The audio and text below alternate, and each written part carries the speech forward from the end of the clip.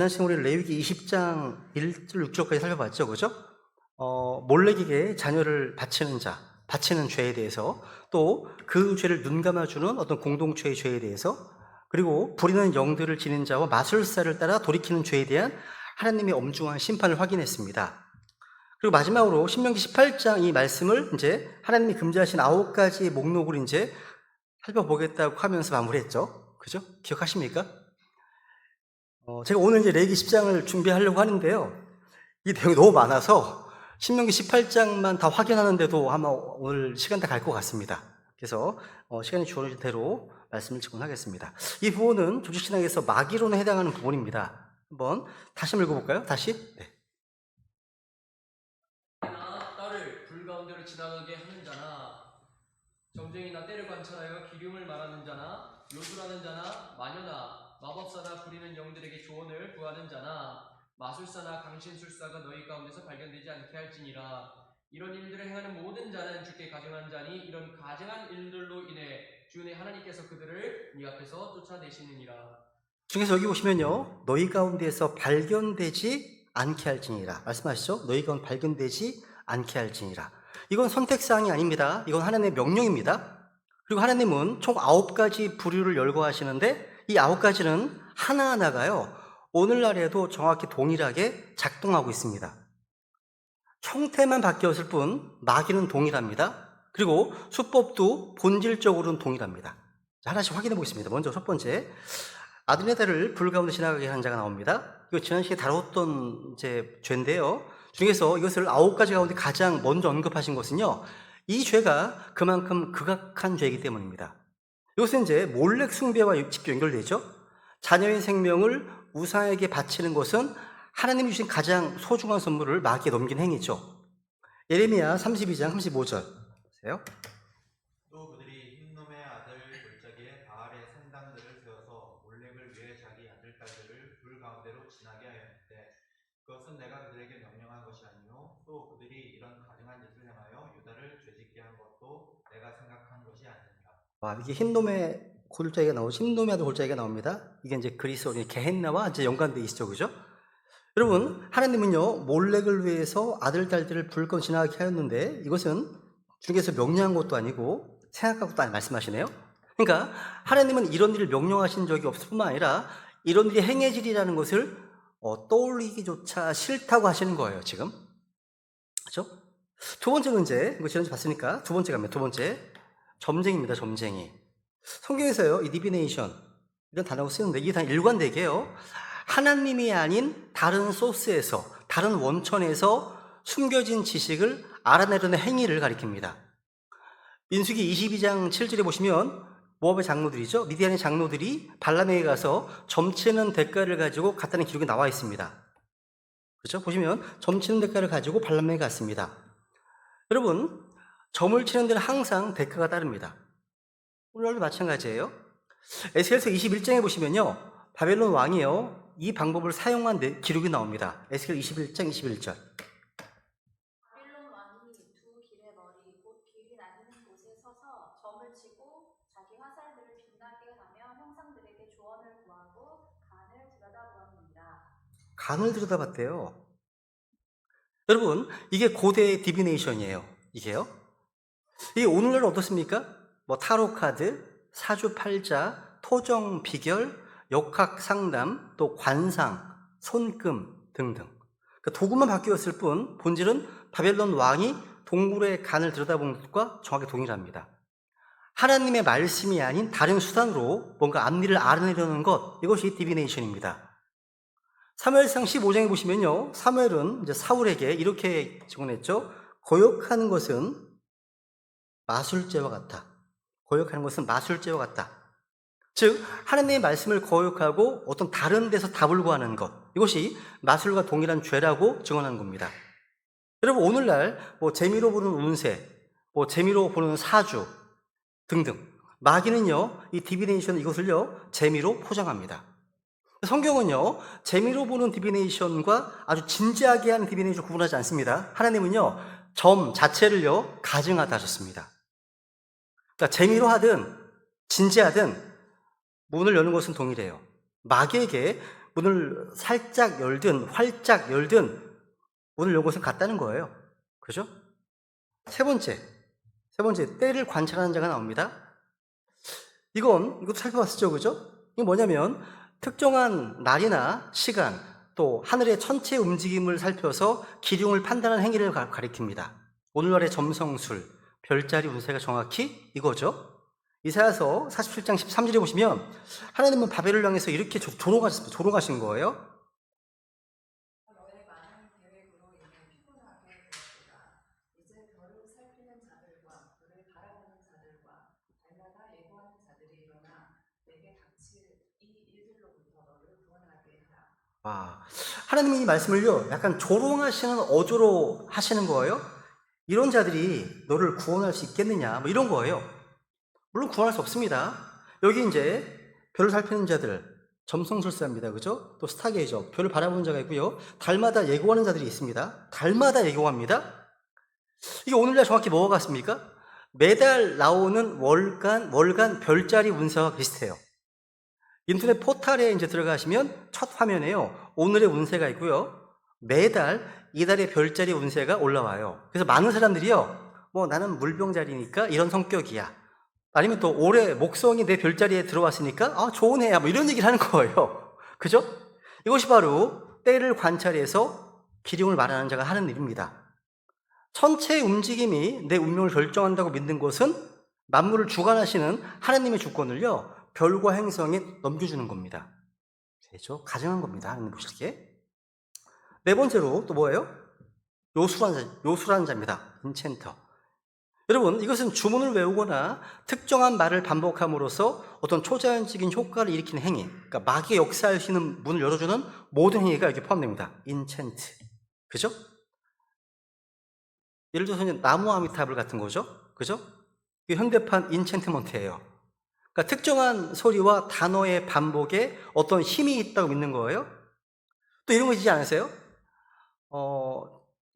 예전에 받은 편지, 그러니까 이 편지를 10사람에게 보내면 행운이 온다, 뭐 이런 거 있잖아요. 이거를 무시하면 뭔가 불행이 온다, 이런 거 받아본 적 하신 적 있으시죠? 그죠? 비슷해요. 이것도 인챈트먼트예요. 본질은 동일하다는 거예요. 그죠? 그러니까 특정한 행위를 하면 특정한 어떤 영적 결과가 자동적으로 따른다고 믿게 만드는 것, 이것이 마귀가 인챈트먼트를 통해 하는 일입니다. 이것만 아닙니다. 주술적 기도도 여기에 해당합니다. 이런 거죠. 이 기도문을 7번 외우면 소원이 이루어진다. 또 이 기도를 40일 동안 새벽에 하면 효력이 있다, 등등. 근데 여러분, 기도의 능력은요, 반복 횟수에 있지 않죠? 기도의 능력은요, 우리가 기도하는 대상, 살아계신 하나님께 있습니다. 중에서 마태복음 6장에서 뭐라고 말씀하셨습니까? 7절 보시면 이렇게 말씀하셨죠? 7절.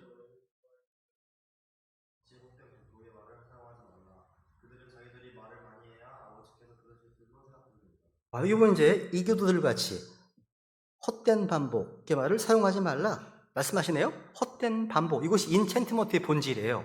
계속 나무하면 계속 외우는 거예요. 그죠? 그러니까 특정한 말을 반복하면 어떤 뭔가 영적인 어떤 능력이 생긴다고 믿는 겁니다. 이건 기도가 아니라 주문입니다. 주문을 외우는 거죠. 민수기 3장에 보시면 23장 23절. 참으로 야곱을 대적할 요술이 없고 이스라엘을 대적할 점술이 없도다. 그러니까 하나님 백성을 대적할 만한 점술도 없고요, 그리고 인챈트먼트도 없어요. 성경은 증언합니다. 네, 이것까지 많이 살펴봤던 내용이니까 그 다음 갑니다. 5번째. 마녀입니다. 마녀. 위치. 마녀. 출애굽기 22장 18절에서 하나님은 이렇게 명령하셨습니다. 너는 마녀를 살려두지 말지니라. 너는 마녀를 살려두지 말지니라. 그러니까 사형에 대한 명령이죠. 하나님께서 이 죄를 얼마나 심각하게 보시는지 알 수 있습니다. 갈라디아서 5장에 6절의 행위들이 나옵니다. 그 행위들 가운데 위치크래프트가 이제 나오는데요. 그래서 이 단어 보세요. 한번 보시면. 마술과 증오와 불화와 시기심의 경쟁과 진노와 다툼과 폭동과 이단파당과 이게 6절의 행위들이죠. 이게 보면 이제 그 중에 하나가 마술이 나옵니다. 위치크래프트가 나와요. 이게 되게 중요한 단어예요. 위치크래프트. 그리고 이 단어에서 오늘날의 파르머시, 약국이라는 말이 나왔습니다. 약국. 위치크래프트, 파르마케이아, 그리고 파르머시. 여기서 나온 거예요. 단어가. 이게 뭐냐면요. 고대의 마녀들은요, 약초, 또 약물, 어떤 동물을 조합해서 환각 상태를 유발해서 그 환각 상태에서 영적 접촉을 시도했습니다. 그러니까 약물이 마술의 도구였던 거예요. 그래서 요한계시록 9장 21절에 보시면 대환란 때 회개하지 않는 죄의 목록 가운데 하나가 소서리스라는 단어입니다. 보세요. 그게 약물로 연관되어 있습니다. 마법. 21장 8절 읽고 넘어갈게요. 21장 8절. 그러나 두려워하는 자들과 믿지 않는 자들과 가증한 자들과 살인자들과 음행을 일삼는 자들과 마법사들과 우상 숭배자들과 모든 거짓말쟁이들은 불과 유황으로 타는 호수에서 자기 몫을 받으리니 이것이 둘째 사망이니라 하시니라. 여기 불과 유황으로 타는 이제 불못에 들어가게 될 자들로 누가 나옵니까? 마법사가 나옵니다. 소스로스 마법사가 나오죠. 그죠? 이 마법사가 이게 뭐냐면 같은 그리스어 가면 파르마케이 똑같은 단어예요. 계시록 9장도 볼게요. 9장 21절. 9장 21절. 살인과 마법과 음행과 도둑질을 회개하지도 아니하더라. 여기서 나온 마법도 마찬가지예요. 마찬가지입니다. 같은 어글에서 나온 파르마케이아예요. 그러니까 다 종합하면 뭐냐면 킹제임스 성경은요, 이 파르마케이아를 마술과 마법으로 번역하고 있어요. 마술과 마법으로요. 이게 단순한 약을 사용하는 게 아닙니다. 약물을 매개로 한 영적 마술행위라는 것을 성경이 보여주고 있는 겁니다. 이 파르마케이아의 핵심은 이거예요. 약물이요, 사람의 정신 상태를 변화시키고 그 변화된 상태에서 마귀가 역사할 수 있는 문이 열린다는 거예요. 여러분, 신약 성경에서 특히 바울 서신에서 또 일반 서신서에서 상당히 많이 나오는 명령이 있습니다. 정신을 차려라. 비소보라는 단어 나오죠. 볼게요. 베드로전서 5장 8절. 정신을 차리라 깨어 있으라 너희 내정 마비가 울부짖는 사자같이 두루다니며 삼킬 자를 찾나니. 이게 정신을 차리라. 이 단어가 약간 그 아까 파르마케이랑 정반대예요. 반대입니다. 뭐냐면 성경이요, 소버라는 단어를 사용을 주목해 보시면 이 소버는 뭐냐면 정신이 맑은 상태입니다. 약물이나 술에 의해서 흐려지지 않은 상태를 가리키는 거예요. 이 소버가요. 왜 하나님께서 정신을 차리라고 하셨을까요? 마귀가 3결제를 찾고 있기 때문입니다. 정신이 흐려지잖아요. 정신이 흐려진 상태, 약물에 의해서 의식이 변화된 상태, 이것이 바로요, 마귀가 역사의 가장 좋은 상태이기 때문입니다. 정신을 차리라. 정말 중요한 거예요. 베드로전서 5장 6절도 볼까요? 5장 6절. 그러므로 우리는 다른 사람들처럼 잠자지 말고 오히려 깨어 정신을 차리자. 와, 정신을 차리라. 또 8절. 낮에 속한 우리는 정신을 차려 믿음과 사랑의 힘각을 입고 구원의 소망을 속으로 쓰자. 여기도 정신을 차리라고 말씀하십니다. 그러니까 성경은 반복적으로요, 이 소버, 정신을 차리라고 명령하십니다. 이유는 뭐예요? 정신이 흐려진다는 것은 단순한 건강 문제가 아니에요. 영적 전쟁의 문제이기 때문입니다. 이게요. 중요한 거예요. 그래서 저는 한편으로 눈이 좀 희미하고 멍한 사람들이 좀 약간 걱정이 돼요. 뭔가 소보하지 않은 상태가 되게 걱정이 되는 거예요. 크리스찬이라면 정신이 맑아야 됩니다. 소보해야 한다는 거죠. 그런데 이 이것이 오늘날 어떻게 나타날까요? 환각제를 사용한 영적 체험이 있습니다. 오늘날 서양에서 많이 퍼지고 있다고 하는데요.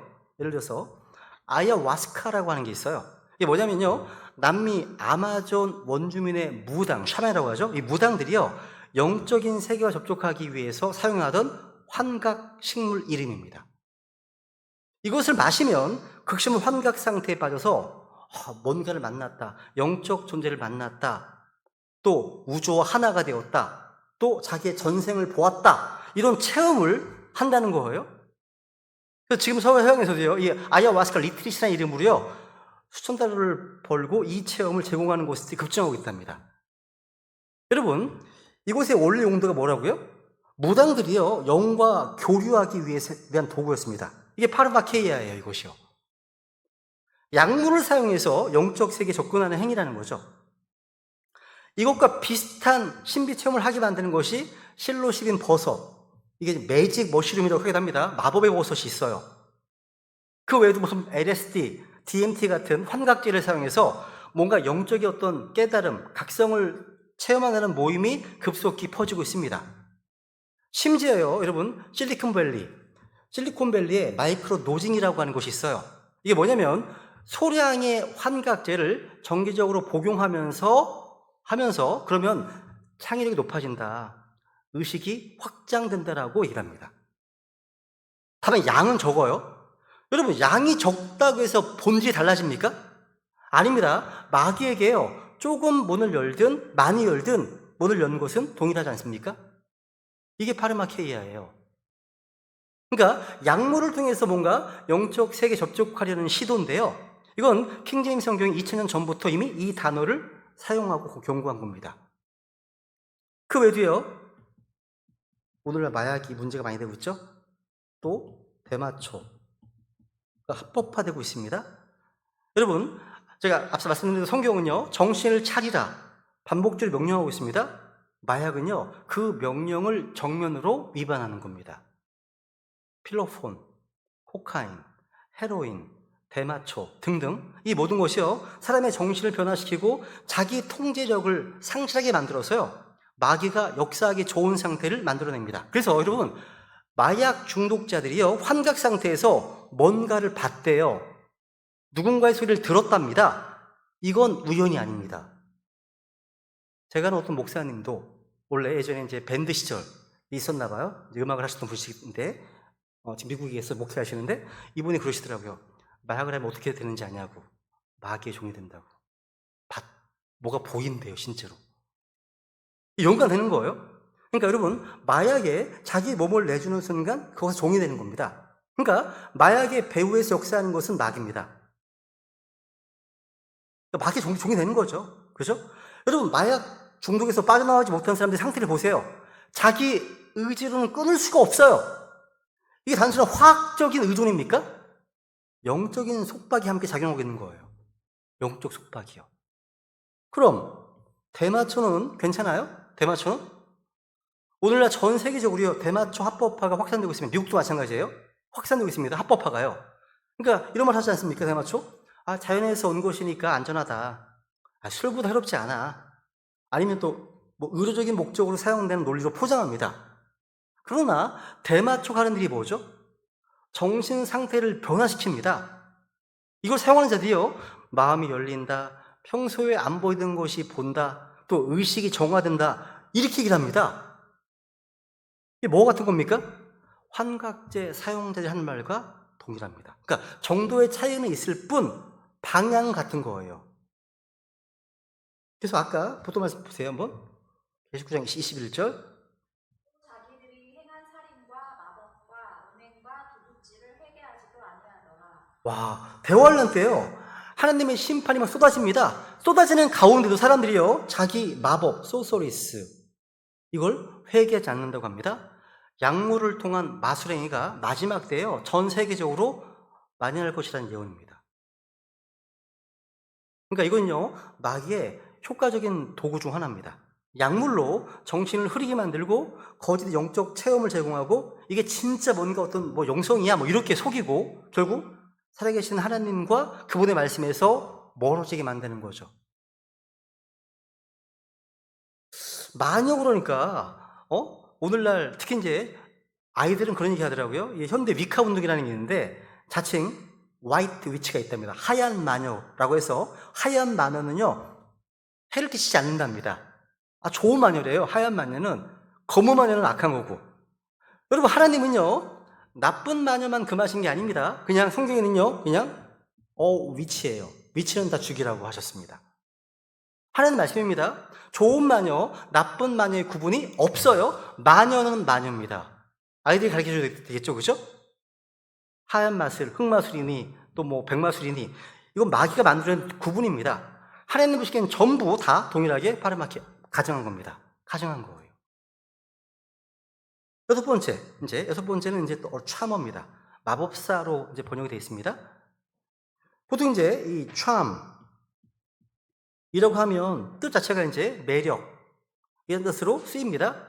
근데 킹제임 성경에서 이 단어의 원래 뜻은 주문, 부족입니다.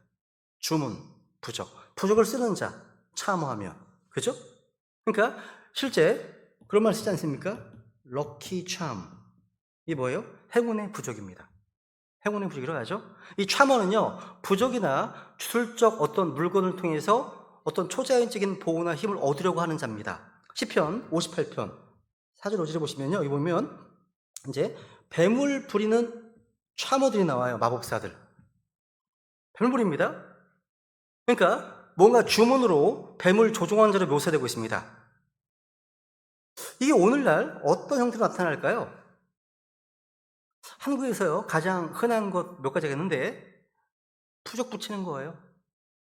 방이나 자동차 안에 부적을 붙이는 겁니다. 아니면 자기 지갑에요, 돈이 들어오는 부적을 넣는 겁니다. 모르겠 있나 봐요. 모르겠는데 돈 들어오는 부적이 있대요.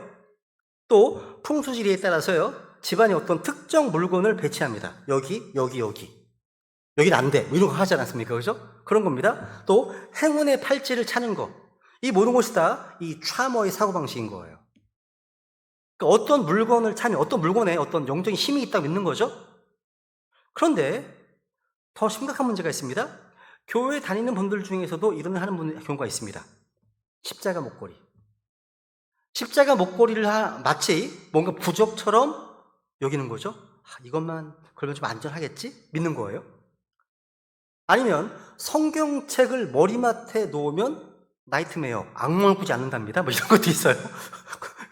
그런 것도 있습니다. 또 자동차에 익투스, 물고기 스티커를 붙이면 사고가 안 나. 뭐 이렇게 믿는 거예요. 이건 기독교가 아닙니다. 이건 차밍입니다. 차밍인 거예요. 우리를 보호하는 거는요, 나무를 맞는 십자가 있는 게 아니죠. 그 십자가 위에서 우리를 위해서 피 흘려 죽으시고 부활하신 살아계신 주 예수 그리스도께 있죠. 그죠? 근데 어떤 물건을 의지하는 순간 그 더 이상 신앙이 아니라 미신이 되는 겁니다. 미신. 그 다음에 이제 부리는 영들에게 조언을 구하는 자 있죠. 이것도 앞에서 자세히 다시 봤습니다. 레이기에서. 그죠? 어떤 사람에게 친숙하게 가까이 붙어서 역사하는 마귀의 영입니다. 그죠? 이 영을 통해서요, 죽은 자와 소통한다고 하고 뭔가 숨겨진 것을 알아낸다. 얘기합니다. 그 오늘날의 무당이나 영매에 해당합니다. 이 영은요, 부리는 영. 이 영은요, 사람과 오랜 시간 함께 했기 때문에 그 사람의 습관, 목소리, 메모리, 기억 등을 다 알고 있기 때문에요, 마치 죽은 사람이 온 것처럼 흉내낼 수 있습니다. 그래서 무당이 구슬을 하면서 죽은 사람의 목소리를 흉내를 냅니다. 이런 거, 아이고 내 새끼야, 나 여기 있다 라면서 유족들을 울립니다. 울려요. 근데 그것이 정말 죽은 가족입니까? 아닙니다. 바로 퍼밀리어 스피릿, 부리는 영입니다. 부리는 영이에요. 부리는 영이 죽은 자를 흉내내는 거죠. 그걸 아시잖아요.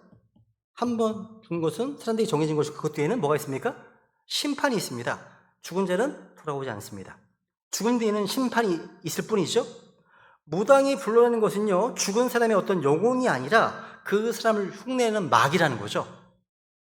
이것은 이제 서양에서는 채널링이라는 이름으로 행해집니다. 영적 존재가 나를 통해서 말한다. 또 우주의 지혜가 나에게 임한다. 이게 전부 다 퍼밀리어 스피릿, 부리는 영들과의 교류입니다. 이 모든 것에 배후에 있는 것은 죽은 자의 영혼이 아니라 부리는 영이에요. 마귀 영입니다. 8번째, 위저드가 나옵니다. 마술사. 킹제임 성경에서 위저드라는 단어의 어근, 앞에 WH 보이시죠? wise, 아는 자입니다. 아는 자, 어근 아는 자예요. 그러니까 위저드는 뭐냐면요, 초자연적인 지식을 가졌다고 주장하는 자입니다. 영적 세계의 비밀을 안다고 자처하는 자입니다. 레위 19장 31절 봤었죠? 지난번에 읽어볼까요? 부리는 영들을 지닌 자들에게 관심을 두거나 마술사들을 추종하여 그들로 말미암아 더럽혀지지 않게 하라. 나는 주 너희 하나님이라. 와, 마술사들을 추종하여 더럽히지 않게 하시네요. 마술사들을 찾아가는 것 자체가 더럽히는 행위입니다. 찾아가서 무엇을 들었느냐가 문제가 아닙니다. 찾아간 것 자체가 defile, 더럽히는 행위입니다. 오늘날 이 마술사에 해당하는 자들이 누굴까요? 이런 거예요. 잘 들어보세요. 나에게는 특별한 영적 계시가 있다. 성경에 기록되지 않은 숨겨진 진리를 안다. 라고 주장하는 이단 교주들, 약속의 목자, 어떤 사람만이 이걸 이해할 수 있고 이러고 있잖아요. 그렇죠? 현대 위저드들입니다. 이들은요. 뉴에이지 운동에서는 뭐라고 그래요? 영적 스승, 구루라고 하죠. 구루를 자처하면서 비밀스러운 지식을 가르치는 자들도 마찬가지입니다. 나만 아는 비밀이 있다는 거예요. 이 지식을 얻으면 당신도 깨달을 수 있다. 이런 주장을 하는 자가 있으면 그가 바로 위저드예요. 그죠? 근데 여러분, 하나님은 우리에게요, 우리가 필요한 모든 것을 이미 다 이 책에 주셨어요. 성경에 다 주셨습니다. 읽고 넘어갈까요? 디모데 3장 16, 17절입니다. 하나님의 영감에 의해 주어진 것으로 의뢰와 책망과 바로잡음과 의로 교육하기 위하니 이것은 하나님의 사람이 완전하게 되어 모든 사람이 철저히 갖추어지게 하려 합니다. 와, 하나님의 사람이 완전하게 되고 모든 선한 일에 철저히 갖추어지는데 무엇으로 충분합니까? 모든 성경 기록으로 충분합니다.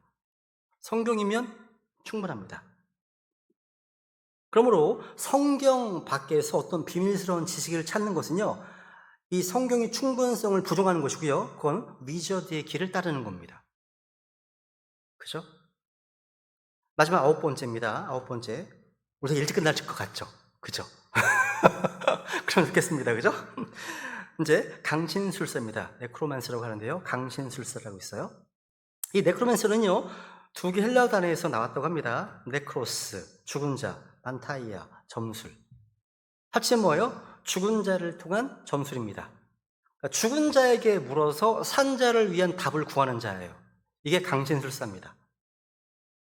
주님께서요, 이것을 9가지 목록 가운데 맨 마지막에 넣으신 것이 주목할 필요가 있습니다. 이건 어쩌면 마귀와 가장 직접적으로, 가장 노골적으로 교류하는 행위이기 때문입니다. 앞에 8가지가 다양한 방식으로 마귀의 영역을 발을 들여놓는 곳이라면 이 네크로맨시, 이 강신술은요, 아예 죽은 자의 영을 불러내는 행위이기 때문입니다. 이사야서 8장 19절 이렇게 말씀하십니다. 이사야 8장 19절. 그들이 너희에게 말하기를 부리는 영들을 지닌 자들과 슬쩍 엿보며 중얼거리는 마술사들에게 구하라 할 때에 백성이 자기들의 하나님께 구해야 하지 아니하겠느냐? 살아있는 자들을 위해 죽은 자들에게 구하겠느냐? 이거 이상하지 않습니까? 그죠? 살아계신 하나님이 계신데 왜 죽은 자에게 답을 구하느냐 하는 거 아닙니까? 논리적으로도 모순이요, 영적으로도 가증한 일입니다. 살아계신 하나님이 계신데 왜 죽은 자에게 답을 구합니까? 오늘날의 이 강신술은 여러 형태로 나타납니다. 서양에서는요, 이 세앙스라고 하는 교룡회가 있었습니다. 이 세앙스라는 거는요, 프랑스에서 모임이라는 뜻인데, 프랑스로 모임이라는 뜻인데요, 영어에서는요, 죽은 자의 영과 교통하기 위한 모임을 가리킵니다. 이게 이제 심령주의라고 합니다. 19세기 중반 미국과 영국에서 아주 폭발 유행했던 운동, 심령주의가 있어요. 이게 상류층 사이에서 크게 퍼졌다고 하는 거예요. 이 고스트라는 영어가 있어요. 아주 옛날 나온 거예요. 패트릭 스웨이지나 데미 무어 나온 영어가 하나 있어요. 거기 보면 이제 우피 울고 5번인가요? 그게 이제 영매가 나오지 않습니까? 그죠? 그런 거예요. 그러니까 어두운 방에 사람들이 둥글게 앉고요, 영매가 중앙에서 죽은 자의 영을 불러냅니다. 그러면 테이블이 막 흔들려. 소리가 납니다. 영매가 죽은 자의 목소리로 말하기 시작합니다. 참석자들은요, 죽은 가족에게 질문을 하고 영매를 통해서 답을 듣습니다. 여기서 영매는 뭐죠? 아까 퍼밀리어 스피릿, 불인 영을 지닌 자입니다. 죽은 자의 목소리로 말하는 게 뭐죠? 불인 영이 죽은 자를 흉내내는 겁니다. 그리고 죽은 자에게 답을 구하는 행위 자체가 강진술입니다. 그러니까 그 하나에 여러 가지 하나님이 금하신 사항들이 위반하는 겁니다. 다 지금 포함되어 있죠? 이걸 이제 우리나라로 이제 표현해보면 이런 거예요. 무당에겐 넋풀이. 무당이요, 죽은 사람의 넋을 불러와서 유족과 대화하게 하는 의식이거든요. 무당이 갑자기 죽은 사람의 말투나 습관이나 표현을 흉내내면서 아이고 내 새끼야, 나는 괜찮아, 걱정하지 마라, 내가 하고 싶었던 말이 있다 라고 합니다. 유족들은 울면서 가족에게 말합니다. 그러니까 보기에는 아주 감동적이고요. 아주 인간적인 장면입니다. 이것도 뭐예요? 무당은요, 부리는 영을 지닌 자예요. 무당이 죽은 사람의 넋을 부르는 행위는 뭐예요? 강신술입니다. 그건요. 무당에게 붙어서 죽은 자의 말투를 흉내내는 영은 부리는 영이죠. 유족이 무당을 통해서 답을 구하는 것 뭐예요? 부리는 영에게 조언을 구하는 자입니다. 그러니까 신명기 18장의 금지 목록 가운데 최소한 3가지 이상이 동시에 위반하고 있는 겁니다. 그죠? 여러분 멀리 볼 것도 없습니다. 여러분 이것도 조상제사. 이거 우리나라에서 아주 매우 좀 민감한 주제예요. 여러분 많은 한국 사람들이 제사를요 효도나 추모의 행위로 여깁니다. 근데 전통적인 제사의 구조를 보면요, 죽은 조상의 영이 내려와서 음식을 흠양한다고 하는 믿음이 기반에 있어요. 그래서 제사상을 차리고 문을 엽니다. 열어서 영을 맞이하고 절을 하고 음식을 올리는 겁니다. 이게 단순한 추모입니까? 아니면 죽은 자의 영과 교류하는 행위입니까? 성경은 증언합니다. 10장 20절입니다. 나는 이것을 말하노라. 즉 이방인들은 자기들이 생물로 드리는 것들을 하나님께 생물로 드리지 아니하고 마귀들에게 드리느니라.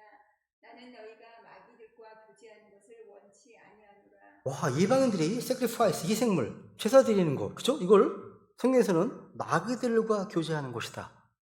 제 얘기가 아니에요. 그것은 마귀들과의 교제라는 거예요. 이게 바울의 결론입니다. 이방인들이 제사를 드리는 대상이 실제 누구라는 거예요? 마귀라는 거예요. 물론 제사를 지내는 분들의 마음이 효심에서 나온 것일 수 있어요. 그 마음 자체를 나무라는 건 아닙니다. 근데 그 행위의 영적 본질을 성경의 빛 아래서 보니까 그것은 죽은 자의 영과 교류하려는 시도이고요. 그 배후에 실제 역사하는 것은 누구라는 겁니까? 마귀라는 것이 성경의 가르침이라는 거죠. 이게 되게 많아요, 사례들이요. 그런데 여러분 최근에요, 제가 상인한테 들은 건데요, 더 교묘한 형태가 등장했어요. 이게 뭐냐면 AI, 인공지능을 이용한 죽은 자와의 대화입니다. TBS 보시죠. TBS도 나와요. 안경을 쓰고서 자기 돌아가신 어머님과 대화를 합니다. 보셨어, 그죠? 마귀는요 항상 시대에 맞게 자기 수법을 업데이트해요. 마귀도요. 이거 기술적으로 강진술은 아니에요. 마귀의 영이 직접 개입하는 게 아니라 기계가 데이터를 바탕으로 흉내를 내는 것이기 때문이에요. 그러니까 인공지능 기술로 죽은 가족의 목소리를 재현하거나 죽은 사람과 대화하는 것처럼 시뮬레이션하는 서비스가 나오고 있습니다. 이게 엄청 커질 거래요. 아빠, 나 이거 해볼까? 쓸데없는 엄청 시장이 커질 거라는 거죠, 이게요. 당연히. 여러분, 이것 자체가 마귀의 역사는 아닐 수 있지만 이것이 보여주는 게 뭡니까? 죽은 자와 계속 교통하고 싶다고 하는 인간의 욕구가 얼마나 뿌리 깊은 가능을 보여주는 거 아니겠습니까? 마귀는 바로 이 욕구를 이용하는 겁니다. 에베소 2장 2절에 보시면 마귀는요 공중에 권세 잡은 통치자입니다. 마귀는요 이 시대의 흐름을 타고서 자기의 역사를 펼치고 있습니다. 기술이 발전하면 그 기술을 통해서, 문화가 바뀌면 그 문화를 통해서 끊임없이 사람들을 하느님으로부터 떨어뜨리려 한다는 거죠. 그러니까 이 모든 걸 정리하면 이 네크로맨시, 강진술의 핵심 문제는 뭐예요? 살아계신 하나님을 떠나서 죽은 자에게 가는 겁니다. 그런데 우리에게는 누가 계십니까? 살아계신 하나님이 계십니다. 그분은 들으신 하나님이시고요, 응답하신 하나님이시고요, 우리에게 필요한 모든 답을 가지고 계신 하나님이십니다. 시편 46편 1절에 볼까요? 16편 1절.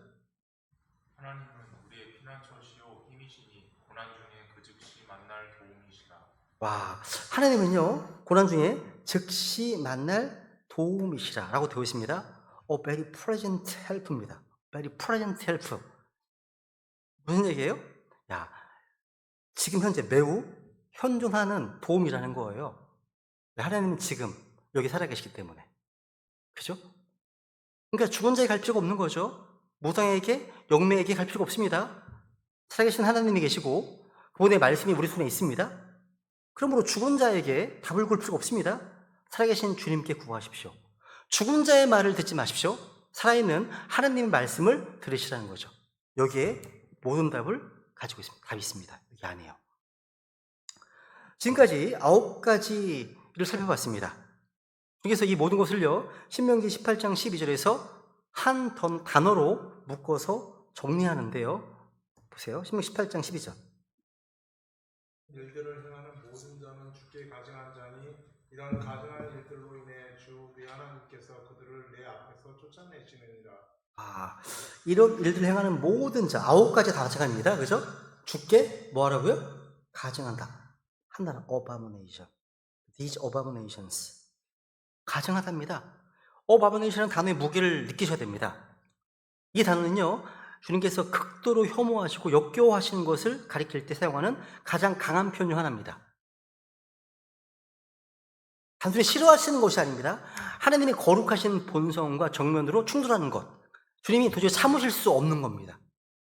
하나님은요, 이 단어를 사용하신 다음에 바로 이렇게 증언하십니다. 보세요. 보시면요, 이런 가증한 일들로 인해서 주 내 하나님께서 그들을 내 앞에서 쫓아내셨습니다. 사악한 가난한 족들이요, 그 땅에 쫓겨난 이유가 뭐예요? 이 9가지 가증한 행위들 때문이었습니다. 하나님은 지금 이스라엘에게 지금 경고하고 계시는 겁니다. 너희도 이런 일들 행하면 동일한 운명을 맞이하게 될 것이라고 경고하시는 겁니다. 여러분, 이 9가지의 공통점이 뭐예요? 공통점. 자녀를 불 가운데로 지나가게 하는 것은 뭡니까?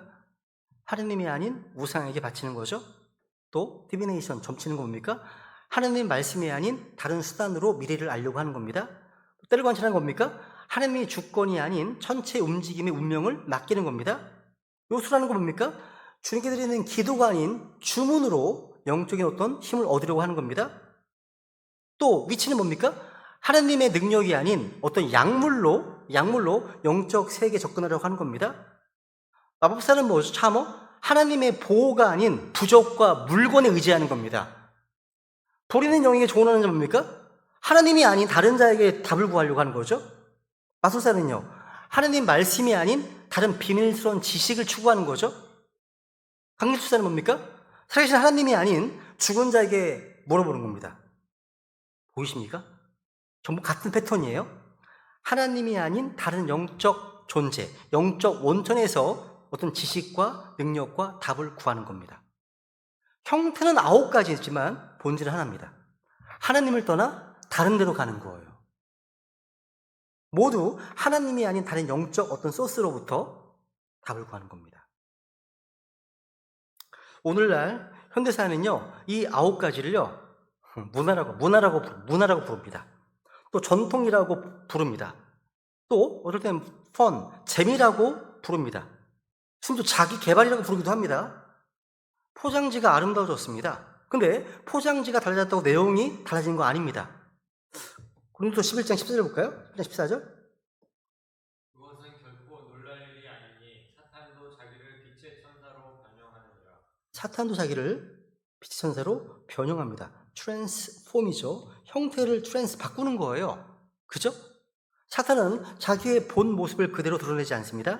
빛의 천사로 변장하네요.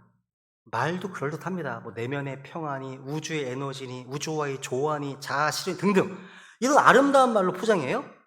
근데 그 빗대에 숨어 있는 것은요, 사람들을요, 하나님으로부터 끌어내려는 마귀의 전략입니다. 그거예요. 그럼 하나님께서요, 이 9가지를 금하시기만 하셨을까요? 하나님은요, 하지 말라고만 하시고 끝내시는 분이 아닙니다. 금하신 즉시 다른 대안을 주셨습니다. 신명기 18장 12절 이하에 뭐가 나오냐면 15절 보시면요. 보세요. 15절. 주니 하나님께서 내 한가운데서 곧 네 형제들 중에서 나와 같은 대언자 하나를 너를 위해 일으키시리니 너희는 그의 말에 귀를 기울일지니라. 여기 보시면요. 10절에 12절까지 9가지를 금하셨고 15절에 보니까 이제 하나님께서 이제 대안을 주셨습니다. 그러니까 이것도 하지 마 라고 하시면서 대신 이 대언자에게 귀를 기울이라. 하나님은요, 빈자리를 두시지 않습니다. 가짜를 제거하고 이제 진짜를 주시는 거죠. 이 대언자가 누구시죠?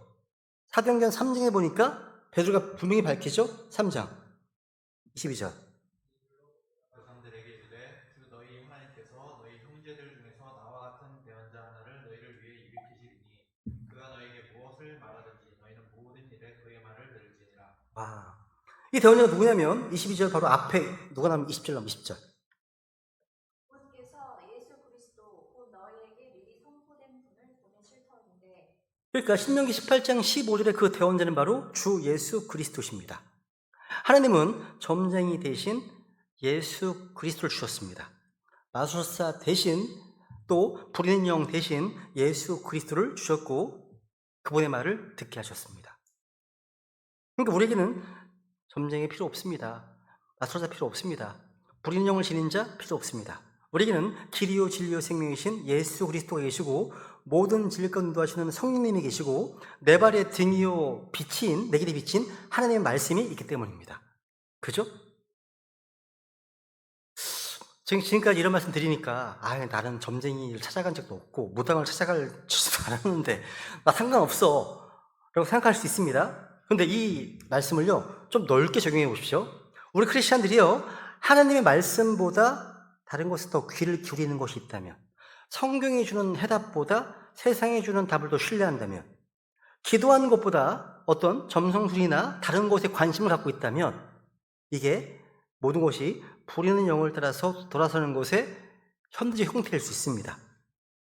디모데 4장에 보시면 4장 4절.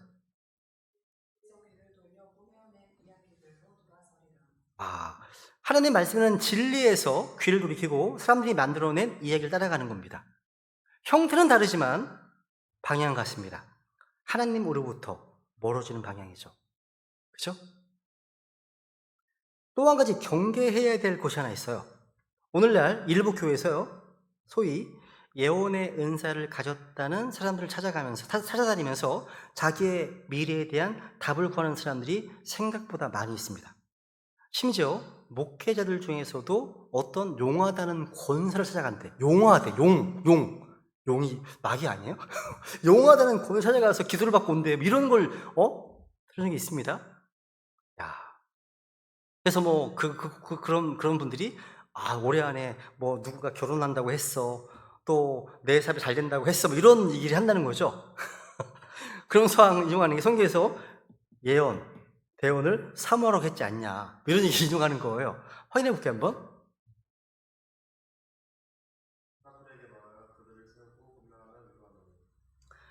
오늘 14장 1절에 보시면 예언을 사모하라고 했죠. 그죠? 근데 성경이 말하는 대언이 뭔지를 정확히 알아야 되겠죠? 성경적 프라퍼시, 대언, 예언은요, 미래를 점치는 행위가 아닙니다. 아니죠? 하나님의 말씀을 받아서 전하는 사역입니다. 그 안에 예언도 들어있죠. 그러니까 여러분 여기 보시면 대언의 목적이 뭐죠? 목적? 세 개의 단어를 보십시오. edification, exhortation, comfort가 있습니다. 세우고, 권면하고, 위로하는 거네요. 이것이 참된 대언의 목적입니다. 하나님 말씀으로 성도들을 세우고, 권면하고, 위로하는 거네요. 그러니까 당신 올해 안에 결혼합니다. 사업 성공할 겁니다. 이건 대언이 아닙니다. 이건 디비네이션, 점치는 거예요. 점치는 거예요. 교회 안에요, 기독교 용어로 포장된 디비네이션 되게 많습니다. 조심하셔야 돼요. 누군가 하나님이 내게 당신에 대해서 말씀하셨다라고 하면서 어떤 미래를 예측한다면 그것이 대언인지 아니면 점을 치는 것인지를 이 말씀을 기준으로 판단하시면 되는 겁니다. 이것이 말씀의 기초에서 성도를 세우고 권면하고 위로하는 것인지 아니면 하나님 말씀 밖에 어떤 숨겨진 지식을 제공하는 것인지, 전자는 대언이고 후자는 디비네이션입니다. 그죠? 어떤 유명한 목회자에게요, 누군가 찾아와서 물었다고 하죠. 목사님은 자신의 미래에 대해서 궁금했던 적이 없습니까? 대답했습니다. 나는 나의 미래를 알지 못합니다. 그러나 누가 나의 미래를 붙들고 있는지는 잘 알고 있습니다. 바로 하나님이십니다. 이 믿음이죠. 근데 11장 1절. 11장 1절.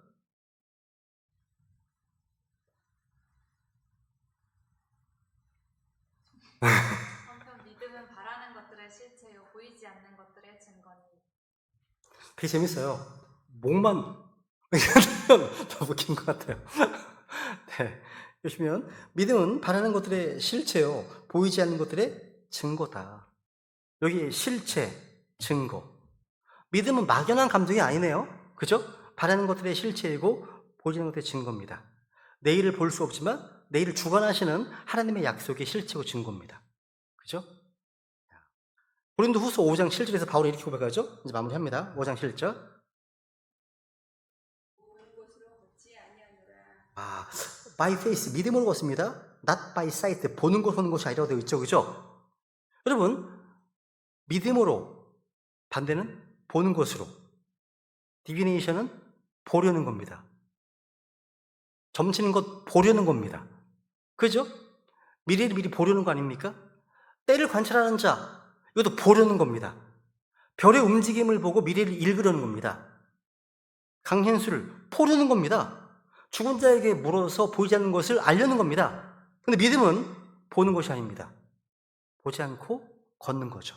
미래를 알지 못하지만 미래를 붙들고 계신 하나님을 신뢰하며 한 걸음 한 걸음 걸어가는 겁니다. 그렇죠? 잠언 3장 읽고 마치겠습니다. 잠언 3장 5절 6절 같이 한번 읽고 마칠까요? 시작. 내 마음을 다하여 주를 신뢰하고 너 자신의 명철을 의지하지 말라. 내 모든 길에서 그분을 인정하라. 그러면 그분께서 내 행로들을 지도하시리라. 누가요? 그분께서 내 행로들을 지도하신다. 다른 누군가가 아닙니다. 하나님이십니다. 그죠? 이것이면 충분해요. 충분합니다. 그럼 여기까지 하겠습니다. 우리 삶 가운데 하나님 말씀이 아닌 다른 어떤 영적인 어떤 소스에서 답을 구하고 있었던 적 없었는지 그런 것이 발견된다면 끈끈하게 결정하십시오. 그 자리를 살아계신 하나님의 말씀과 기도로 채우겠다고 지금 결단하시면 주님께 은혜를 구하겠습니다. 기도하겠습니다.